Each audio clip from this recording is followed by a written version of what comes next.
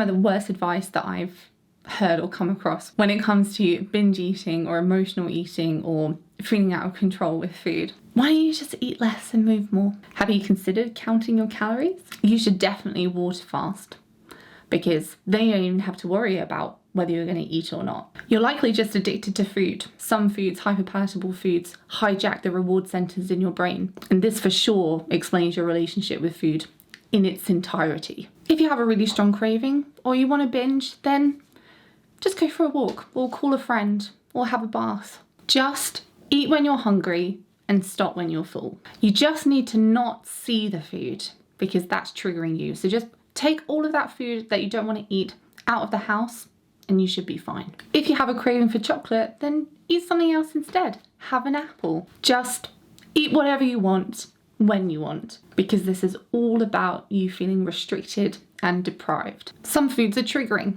so you should just avoid your trigger foods. Controversial one here. Eat mindfully and be very, very aware of your eating and be really present with every mouthful. When you're satiated, stop eating and walk away. Just eat everything in moderation. There's no reason to cut anything out. You can still enjoy your favorite foods. I'm now actually looking them up to find some more. Use a smaller plate to monitor the amount that you're eating and feel more satisfied with the portion. As a guide, the plate should be about the span of your hand. Serve your food on a plate and don't go back for seconds. Get into the habit of saving leftovers for another meal. If you have a craving, distract yourself. You're probably confusing hunger with thirst. Make the foods that you tend to binge on very difficult to get a hold of. I can't actually believe that this is on a health website. It's much harder to overeat on raw vegetables or fruit. So make sure you load up on these to feel fuller more quickly. And I really could go on, but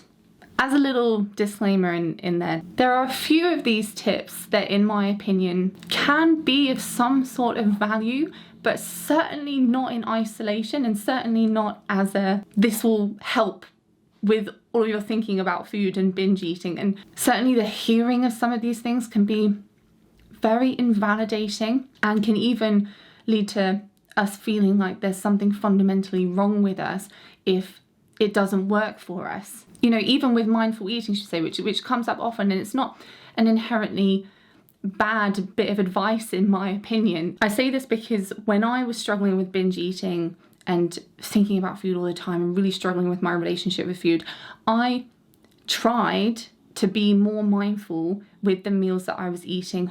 You know, I hear then you'll get fuller, you'll feel more satiated, you'll want to eat less, right? And my mind was very much geared up to how can I eat less? How can I use this as a tool to eat less? And because that's the intention that I was going in with, it actually made me want to eat more. Also, sitting there trying to be really in touch with my satiety cues, like, am I full enough yet? Am I satiated enough yet? Am I? That level of conscious consideration on my part actually made it harder for me to intuitively hear those signals. Using mindful eating as a form of analysis and self-judgment and as a means to try to eat less is the goal, rather than for appreciation and enjoyment. These are very, very different things, and they can have very, very different consequences to someone that is struggling with their relationship with food. And with any of these things that I've mentioned, the context matters, as does recognizing that struggling in your relationship with food or with binge eating, emotional eating, overeating, yo-yo dieting, all of these things, having the understanding that it's likely not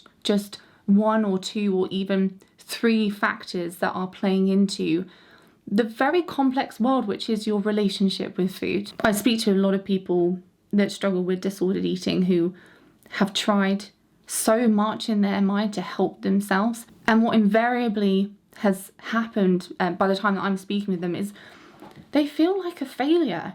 They feel like they really lack willpower or control or self-discipline, because it's like they're looking at a long history of these failed attempts at trying this tip and then that diet and then this tip, and they haven't got any further along to where they want to be, and they may even be suffering with a worse relationship with food than they were a few years ago after trying 10 of these things. If you feel like you have tried a lot of these things and you're struggling in this way, I'd just love for you to consider that perhaps some of them were entirely useless as bits of advice for what you're particularly dealing with, some of these tips and bits of advice will be directly counterproductive and counterintuitive to where you're trying to go and actually making this situation worse, not better. And there may be things that you have already tried that may have been helpful, but maybe not helpful just in isolation. There might have been a bigger picture there at play. If we take the example of the bit of advice of eat when you're hungry and stop when you're full, is that bad advice in my opinion?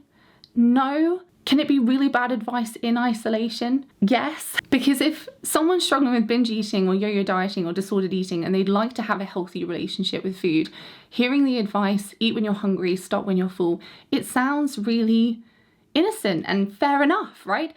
But then what about the fact that people with a healthy relationship with food, they sometimes don't eat when they're hungry because they're busy, or they sometimes eat a slice of cake when they're not hungry just because they want to, or sometimes they don't have enough food to eat in order to feel full and they'll eat again later, or sometimes someone with a healthy relationship with food is really enjoying a meal and they will eat past the point of satiety. These nuances matter, and this understanding of how people with a healthy relationship with food are making decisions around food. How do they know when to eat, how much to eat, what to eat, how to eat? And there comes in that bigger picture that I was referring to, which is really important. And for someone with disordered eating, what often happens is they'll go, okay, I'll eat when I'm hungry, I'll stop when I full. That sounds really healthy.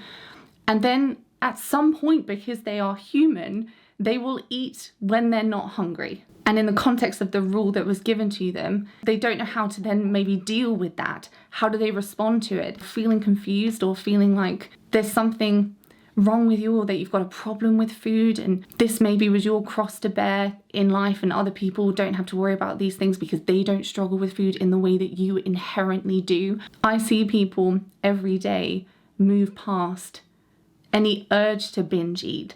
It's just that typically there are these different components involved with it that all need to be addressed in order to be successful on that mission. One single tip or two or even 3 tips is not going to fundamentally change and shift and transform someone's entire relationship with food. For those of you that are interested in hearing about what I've seen to be very effective in fundamentally shifting and transforming relationships with food, and the different core elements that I've seen are necessary to be addressed in order to achieve that mission, which is perfectly possible, then you can watch a lesson that I've put together, which you can find.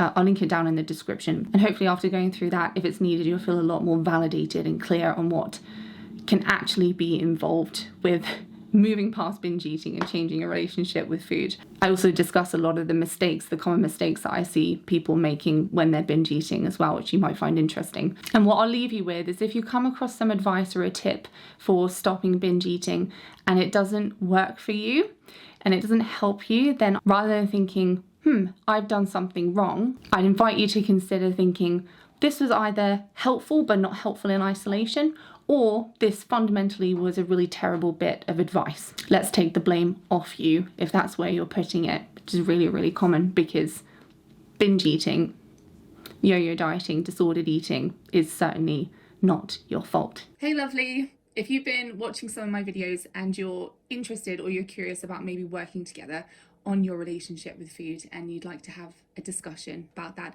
then you're very welcome to request a call. What you can do is you can head to the description, and if you follow that link through, you will be prompted to watch a 55-minute video that I've put together, which will take you through the very basics of the approach that we use. You can see if you resonate with it, and this not only helps you to assess if our approach might be worth considering for you, but it also means that if we do have a call, then all of that time can be focused on you rather than covering what I like to refer to as the basics, which I go through with everyone initially. And if it looks like it might be a good fit for working together, then we can have that call to discuss everything further. Take care and maybe speak to you soon.